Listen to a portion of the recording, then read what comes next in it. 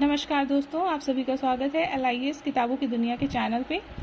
आज का हमारा टॉपिक है कलकत्ता पब्लिक लाइब्रेरी। इससे पहले मैंने कलकत्ता लाइब्रेरी का एक शॉर्ट इंट्रो डाला था। अब हम इसको ब्रीफ में पढ़ेंगे, बिफोर इंडिपेंडेंस, आफ्टर इंडिपेंडेंस। तो शुरुआत करते हैं। कलकत्ता पब्लिक लाइब्रेरी की स्थापना 1836 में हुई थी। इसको कुछ ग्रुप स्कॉलर्स के ग्रुप्स ने मिलकर बनाया था, जिसमें प्रमुख रूप से द्वारकानाथ टैगोर का नाम प्रमुख है, और इस ग्रुप में शिक्षाविद, साहित्यकार और समाज सुधारक शामिल थे।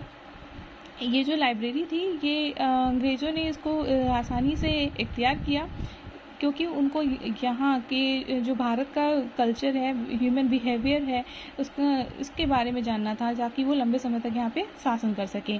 इसी समय पश्चिम बंगाल में गवर्नर जनरल मेटकॉफ था, और उसने विलियम फोर्ड कॉलेज के पुस्तकालय को कलकत्ता पब्लिक लाइब्रेरी में स्थानांतरित कर दिया। दूसरा ईयर है 1891।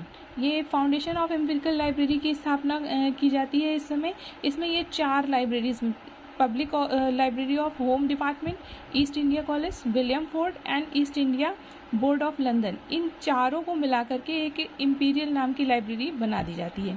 इस पुस्तकालय का उद्देश्य ये था कि जो भी ब्रिटिश प्रशासन और उनके विद्वान हैं, उनकी आवश्यकताओं को व्यापक रूप से पूरा करे। ये अब तक की पब्लिक के लिए ओपन नहीं थी।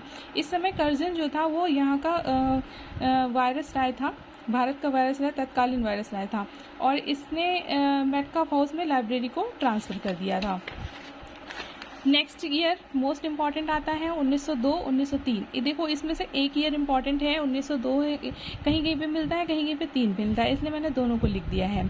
इस समय भारत का जो गवर्नर जनरल था, वो कर्जन था। इसने कोलकाता पब्लिक लाइब्रेरी को आम जनता के लिए खोलने का निर्णय लिया। फिर इसने क्या किया, इसने इसलिए किया क्योंकि जो लाइब्रेरी थी वो लिमिटेड एक्सेस था वहाँ पर, और जो किताबें थी वो काफ़ी ख़राब हो रही थी, और ऑफिसर जो थे उसका यूज़ उस तरह से कर नहीं पा रहे थे जिस तरह से लाइब्रेरी में एक कलेक्शन होता है और उसका यूज़ किया जाता है, क्योंकि वहाँ पर सुविधाएँ भी कम थी, इसलिए जो किताबें थी उनको यूज़ नहीं किया जा रहा था।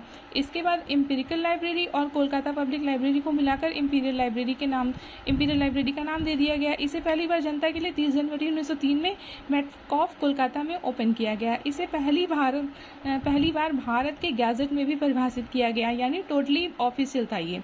इस स्थानांतरण ने पुस्तकालय को और अधिक विस्तार करने और संग्रह को व्यवस्थित करने के अवसर दिए।